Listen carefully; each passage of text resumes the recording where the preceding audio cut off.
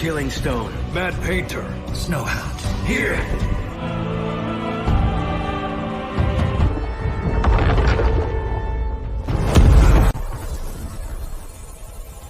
Halo, apa kabar brosis semua? Masih sehat, masih baik, masih kuat, masih semangat kan ya?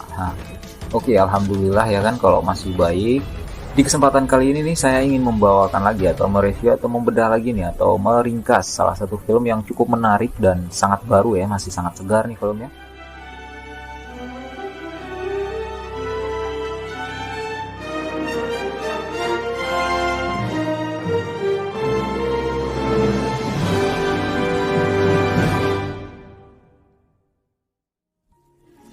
Film ini akan dibuka dengan seorang murid yang bernama King Min sedang dilatih agar bisa menguasai semacam jurus mantra pelindung di sebuah padang salju nan luas. Itu bahkan berlangsung hingga si murid ini beranjak dewasa dan sang guru mulai menua. Sempat si murid ini bertanya, apa gunanya mantra pelindung sih? Jika dia itu punya kekuatan menyerang yang cukup bagus. Si guru menjawab, selain kekuatan menyerang, kita itu juga harus mampu menguasai jurus bertahan. Sedang asik berdiskusi cukup serius, tiba-tiba semacam kubah es di belakang mereka berbunyi cukup kencang. Ternyata itu adalah kubah sekaligus kurungan bagi seekor ular raksasa. King Min coba membantu sang guru untuk mengatasi masalah tersebut, namun ia justru dipindahkan dengan menggunakan mantra teleportasi oleh gurunya. Setelah itu sang guru lalu merapalkan semacam mantra untuk memanggil 3 arwah pengawalnya. Si pelukis gila, roh emas yang wajahnya mirip anak-anak ya, imut banget, dan satu lagi yang saya lupa namanya. Dengan menggabungkan kekuatan, mereka ini coba menyegel sang ular.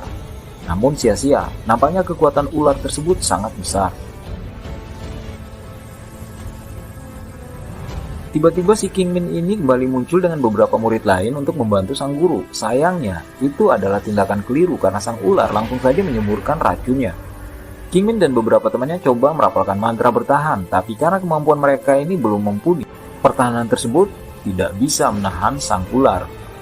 Untungnya sang guru dan ketiga pengawalnya seketika itu langsung melindungi mereka dengan konsekuensi tubuh sang guru, dan para pengawalnya harus ditembus oleh bisa ular raksasa. Menyadari keadaan yang gawat, si imut-imut roh emas selalu mengorbankan dirinya untuk masuk ke dalam tubuh sang ular dan lalu meledakannya.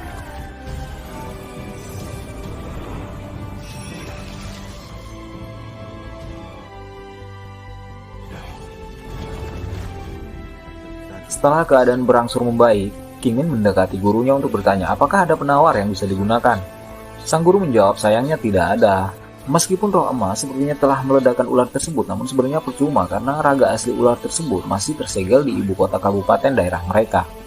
Disegel oleh beberapa klan sejak beratus tahun yang lalu. Setelah menjelaskan beberapa hal, si guru pun langsung berpamitan dan berpesan agar King Min bisa meneruskan tugasnya. Berlayar ke selatan untuk mengatasi roh ular yang hampir lepas dari segelnya. Terlihat di suatu malam, King Min sudah tiba di sebuah kota kabupaten ya kan, dalam versi Korea tentunya, untuk menghadiri prosesi penyembahan langit. Terlihat suasana begitu ramai oleh para tua muda jomblo maupun yang berpasangan sedang menikmati suasana malam.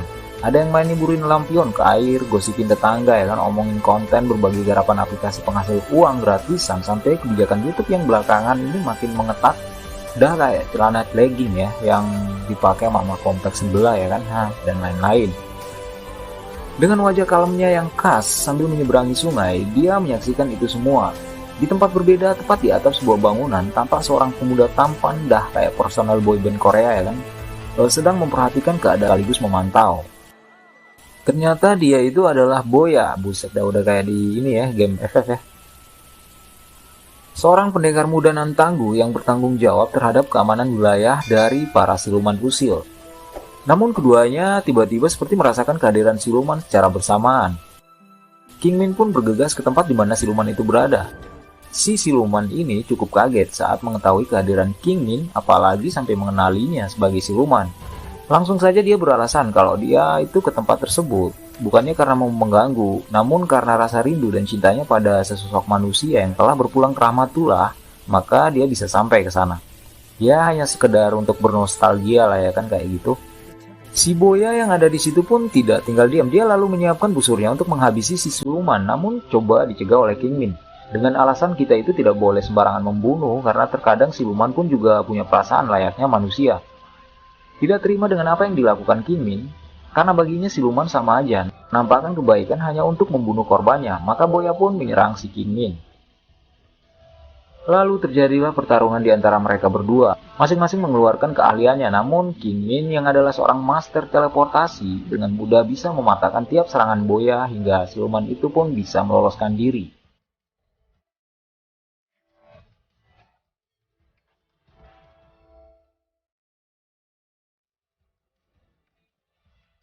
Saat keduanya merasakan agak pegel diakibatkan energi yang terkuras dalam perkelahian mereka, mereka lalu menyudahi dan memisahkan diri. Namun tiba-tiba saat si Kingmin ini sedang berada di sebuah gang gelap, dari balik kegelapan yang cukup menyeramkan muncullah si siluman yang tadi dia selamatkan. Si siluman tampan itu rupanya hanya ingin berterima kasih kepada Kingmin karena sudah diselamatkan. Selain itu dia juga berjanji nih dan meminta izin agar diperbolehkan menjadi arwah pelindung bagi Kingmin, karena seumur hidup dia baru Kingmin lah yang bilang kalau siluman itu sebenarnya juga punya hati dan perasaan. Nama si siluman itu adalah Batu Pembunuh. Buset. Sin kemudian berpindah ke pelataran istana di mana Boya akan menginap untuk perayaan esok hari. Namun dia begitu terkejut karena ternyata Kingmin pun sudah ada di sana. Mereka kemudian kembali terlibat pertengkaran kecil-kecilan. Untungnya segera dilerai oleh si cantik Longye dari wilayah selatan. Di sana juga lalu hadir si tampan lain yang adalah seorang roh pelindung milik Master Hongru yang akan memimpin ritual di esok hari. Dia pun lalu menyuruh mereka untuk segera beristirahat. Namun sebelum ke kamar, si cantik Longye malah menebarkan semacam serangga ya untuk menjaganya dari siluman. Melihat hal itu, si roh pelindung bilang, "Gak perlu khawatir karena dia itu sudah memasang kubah pelindung agar para siluman tidak bisa sampai ke tempat tersebut."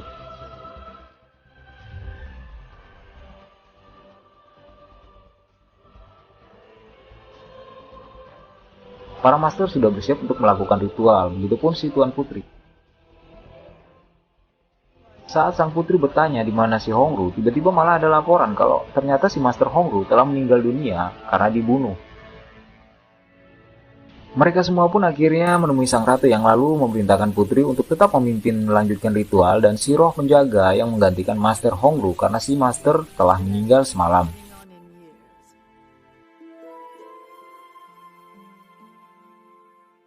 Akibat kejadian pembunuhan tersebut, suasana akhirnya menjadi tegang. Semuanya saling mencurigai dan menyalahkan. Lalu Longye bilang nih, dia itu mempunyai sekumpulan kecebong yang sangat peka terhadap kehadiran siluman. Semua akhirnya menyetujui untuk menghadirkan si kecebong. Dan benar saja, para kecebong ini langsung saja ramai-ramai berenang menuju ke arah Master Kingmin. Melihat hal itu, si Tuan Putri langsung saja bilang kalau emang benar nih rumor yang selama ini beredar yang mengatakan kalau si Kingmin adalah anak dari siluman rubah. Si Tuan Putri lalu memerintahkan untuk menangkap Kingmin, namun dicegah oleh Master Boya dengan alasan dia sempat meletakkan telinga ajaib di Master Kingmin punya kamar ya kan. Dan ternyata Kingmin itu malamnya tidak kemana-mana. Kingmin lalu menunjukkan serangga penguping yang dia dapat di kamarnya. Serangga itu milik Longye. Makanya para kecebong itu tadi berenang ke arahnya ya karena serangga itu. Master Longye lalu bilang, kalau bukankah guru si Kingmin adalah seorang penyegel ular bencana, apakah semasa hidup dia itu tidak pernah menceritakan mengenai ular tersebut? Kingmin lalu bilang kalau gurunya meninggal tiba-tiba sebelum sempat menceritakan. Anehnya, para kecebong ini malah berenang ke arah Tuan Putri. Suasana menjadi nggak enakan. Melihat hal itu, Longye langsung saja menimpali dengan meminta maaf kepada Tuan Putri dengan beralasan terkadang kecebongnya ini agak usil dan susah diatur, juga asal peka. Si Tuan Putri diam aja, cuman bilang dalam 3 hari para naga penjaga harus segera dibangkitkan. Mereka pun akhirnya dibubarkan.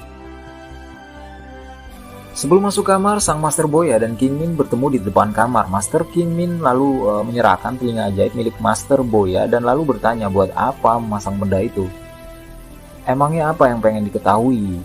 Sempat kikuk bentar, Master Boya lalu ke kamarnya dan mengambil semacam kertas mata ajaib milik Master Kingmin. Sambil balik bertanya seperti apa yang ditanyakan Kingmin kepadanya.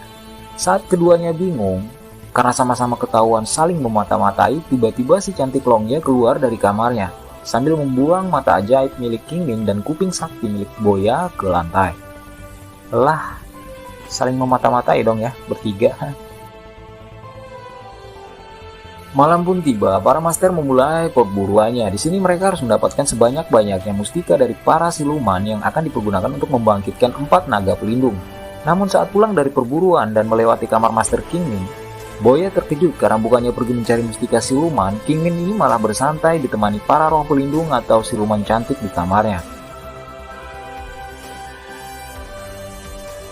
Setelah minum-minum, Kingmin lalu menemui Soyu, pelindung Master Hongru yang beberapa hari lalu telah dibunuh, untuk menanyakan apakah mereka pernah bertemu sebelumnya. Karena si Soyu ini sangat mirip dengan gurunya. Dan apakah dia tahu penyebab kematian Master Hongru? Namun Soyu bilang tidak perlu mencurigai dirinya karena sebenarnya dia itu adalah roh pelindung milik guru Kingmin dan emang sengaja ditempatkan di tempat istana untuk melindungi sang ratu. Keesokan harinya Boya kembali dibuat jengkel karena bukannya mulai bekerja mengumpulkan mustika, si Kingmin ini malah minum-minum dan kali ini bareng para siluman tampan. Beberapa saat kemudian Kingmin dan Boya menjadi khawatir dan bergegas ke kamar Putri karena ada laporan bahwa Putri diserang oleh siluman. Setiba di sana Putri sedang pingsan. Kingmin kemudian mengecek dan lalu berpesan kepada Boya, dia akan mengobati Putri, tapi nanti jika dia meminta tolong jangan dipenuhi apapun yang terjadi. Kingmin lalu memulai pengobatan. Dia menyedot semacam cacing menjijikan dari tubuh sang putri. Setelah mengobati, dia terlihat sangat lelah dan lalu meminta segelas air kepada Boya. Hampir saja Boya ini memberikannya, namun dia teringat pesan Kingmin tadi. Dia pun akhirnya membatalkan niatnya dan menyebabkan Kingmin harus terkapar hampir pingsan. Kingmin lalu merapalkan mantra dan tiba-tiba dari keningnya muncul cahaya, disusul seekor cacing meliuk-liuk menggelikan. Dia lalu meminta Boya untuk mencabut si cacing, namun lagi-lagi Boya ini ragu hingga Kingmin benar-benar tidak berdaya. Akhirnya dia pun baru berani mencabutnya. Si cacing tersebut tercabut beserta semacam bulatan mustika. Mustika ini lalu mereka bawa ke naga milik Kingmin. Boya menjadi heran karena ternyata mustika ini punya kekuatan mumpuni padahal hanya sebiji. Sedangkan mereka harus bekerja siang malam mengumpulkan banyak sekali mustika tapi masih kalah dengan milik si Kingmin. Dia lalu bertanya apa penyebabnya. Kingmin lalu bilang mustika yang kuat berasal dari hasrat yang juga kuat. Setelah dari situ Kingmin lalu mengundang Boya ngopi di rumahnya. Mereka saling bercerita akan masa lalu. Ternyata alasan Boya sangat membenci siluman karena ibunya dulu pernah dibunuh oleh siluman. Sedangkan Kingmin tidak ingin membunuh siluman karena ibunya adalah siluman yang baik. Makanya dia beranggapan kalau nggak semuanya siluman adalah jahat. Di tempat berbeda, Master Longye sepertinya sedang memata-matai Tuan Putri dengan serangga pengintainya. Master Boya dan Kingmin segera menuju ke Tuan Putri karena melihat ada yang tidak beres dengan kubah pelindung. Ketiga Master akhirnya bertemu di ruang tersebut ditambah kehadiran roh pelindung milik Putri. Mereka berempat pun kemudian terlibat pertarungan karena emang sebelumnya sudah saling mencurigai. Saat saling bertarung, leher Longye malah dibelit oleh siluman rambut. Kingmin mencoba menyelamatkannya namun terlambat. Tapi sebelum meninggal dia sempat bilang kalau Ratu adalah Tuan Putri.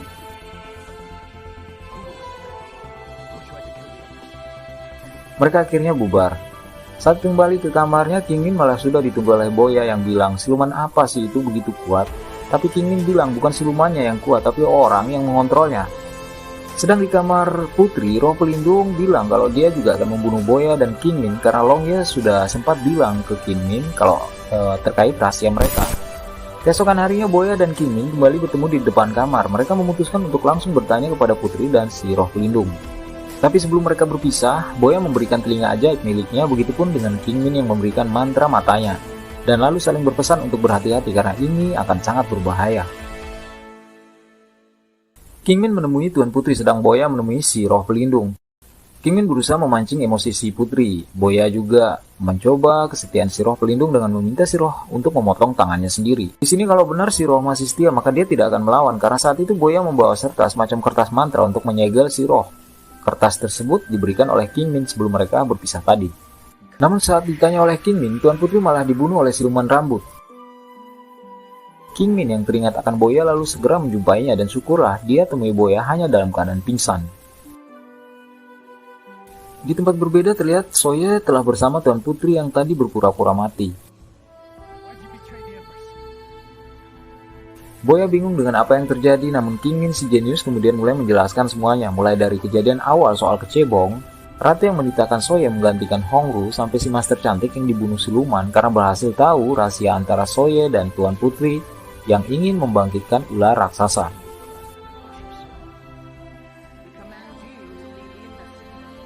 Tuan Putri mengagumi kemampuan analisa King Min, lalu dia bilang, dahulu kala dia itu sering mengkonsumsi daging duyung, pantas ya sekarang itu susah banget dicari, agar bisa abadi. Itu demi tetap menyegel ular raksasa dalam tubuhnya. Dia pun yang hidup beratus tahun harus terus-terusan menahan rasa sedih karena terus kehilangan orang-orang yang dicintainya. Setelah bilang itu dia tiba-tiba merasa mules. Boya dan King Min yang menyadari hal itu lalu coba menghentikannya, namun Soya malah memindahkan mereka dengan ilmu teleportasi. Untung sebelumnya mereka sudah saling bertukar mantra hingga mereka bisa tetap saling berkomunikasi. Di detik terakhir Boya berhasil diselamatkan oleh King Min menggunakan ilmu teleportasinya. Di tempat berbeda, si Tuan Putri akhirnya melahirkan seekor bayi ular yang menyeramkan, ular yang bisa segera tumbuh hanya dengan memakan perasaan para manusia. Di keadaan setengah sadar, Putri dan Soya kemudian membayangkan mereka yang sudah berjanji untuk saling menjaga. Di tempat Boya dan King Min, pedang ajaib yang dibawa King Min tiba-tiba bereaksi dan terbang untuk membunuh si ular, namun berhasil digagalkan oleh Soya. Soya lalu segera membawa Tuan Putri naik ke kepala ular untuk segera pergi dari tempat tersebut. Ular tersebut cepat membesar karena dia itu terus saja menyerap rasa takut dari para masyarakat yang berlarian menyelamatkan diri. Kubah pelindung pun kemudian bereaksi untuk melindungi kota sekaligus menyegel si ular bencana agar tetap berada di dalam kota. Capek. Di saat terakhir si Tuan Putri kembali tersadar kalau itu tidak seharusnya dia lakukan karena jika ular tersebut lepas maka akan menjadi bahaya bagi semua dunia. Dia mencoba mendorong Soya hingga terjatuh agar mereka bisa mati bareng, namun sepertinya gagal. King Min tidak tinggal diam, dia kemudian coba memanggil para arwah pelindungnya, si pelukis gila, macan salju, dan batu pembunuh yang adalah siluman yang sudah ditolongnya di awal film tadi.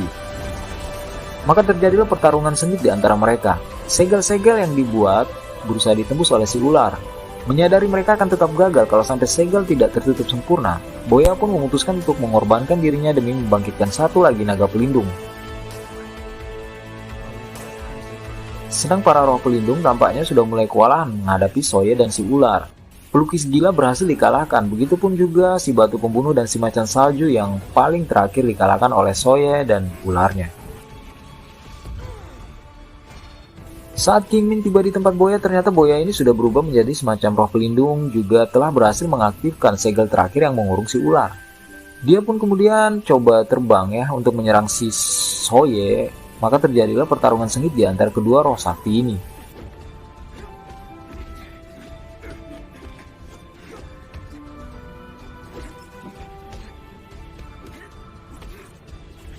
Masing-masing mengeluarkan kemampuannya termasuk si Boya yang kemudian menggunakan pedang pemusnah milik guru si King Min.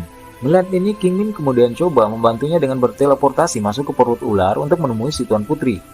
Setelah bertemu, dia kemudian coba lagi menyadarkan Tuan Putri dengan membawa Tuan Putri menemui bayangan gurunya. Ternyata saat gurunya pernah tinggal di ibu kota, mereka itu pernah bertemu dan kemudian saling mencintai. Namun karena si guru merupakan seorang juru segel dan si putri merupakan media untuk menyegel ular, mereka tidak bisa bersatu dan lalu harus berpisah. Namun sebelum si guru pergi, dia menciptakan semacam roh pelindung untuk melindungi dan menemani Tuan Putri apapun yang terjadi dan untuk selamanya. Itu agar si Tuan Putri selalu mengenang dirinya dan tidak merasa sedih atas perpisahan mereka. Namun di kemudian hari, si roh ini menjadi keliru menafsirkan perintah. Itu kenapa dia itu selalu berusaha melindungi Tuan Putri apapun yang terjadi, karena roh ini memang akan selalu terikat dengan tuannya. Termasuk ketika si Tuan Putri sudah mulai bosan beratus tahun hidup di kota kerajaan dan ingin pergi dan terbebas, dia hanya menuruti saja karena emang melindungi Tuan Putri adalah tugas utamanya.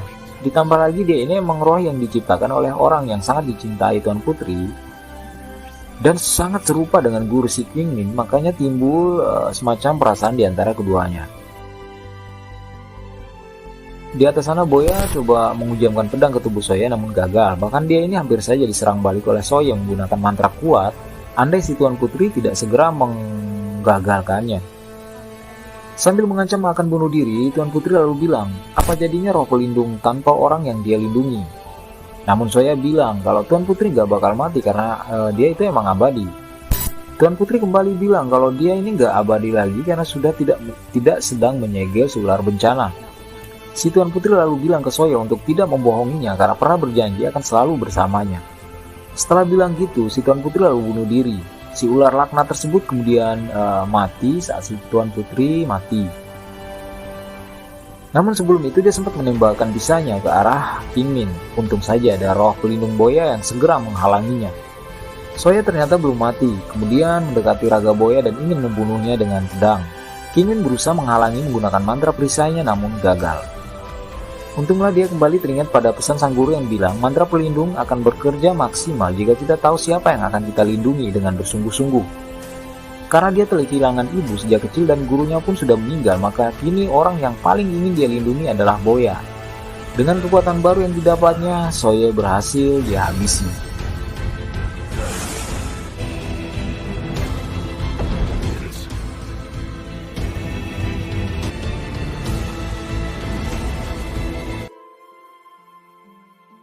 Setelah semuanya selesai, Kingmin kemudian menceritakan kalau sebelum meninggal, gurunya itu pernah memintanya untuk ke arah timur guna mempelajari pelajaran terakhir tentang melindungi. Awalnya dia tidak begitu paham dengan maksud sang guru, namun kini setelah kejadian itu, dia menjadi paham. Dia juga menceritakan penyebab kenapa bisa Soye, si roh belakangan seakan menjadi jahat. Itu semua karena keinginan untuk melindungi. Mereka kemudian kembali berpisah karena si Kingmin harus kembali ke kampung halamannya, sedangkan si Boya tetap di sana untuk melindungi kota kerajaan. Malamnya kedua sahabat itu pun berpisah. Boya mengantarkan kepergian Master Kingmin sambil memainkan seruling, sama seperti saat awal saat Master Kingmin datang ke tempat tersebut. Film pun berakhir. Buset lah, pegel lah. Oke brosis, itu tadi review film atau ringkasan film. Asli film ini kalau ditonton langsung itu sangat menarik ya. Dan silakan teman-teman cari di sekarang saya bingung juga nih mau kasih link juga. Linknya sudah terblokir ya. Tapi kalau teman-teman kan tahu tuh judulnya tentang apa ya kan? Apa nama judulnya silakan aja dicari, itu bagus filmnya. Banyak sekali pelajaran yang bisa kita ambil dari film ini, cuman karena ini adalah ringkasan makanya tidak bisa saya tampilkan semuanya. Oke brosis, sampai jumpa di review film yang akan datang. See you next time. Jangan lupa klik subscribe ya. Tanda loncengnya juga. Tetap jaga kondisi, tetap jaga kesehatan. Assalamualaikum.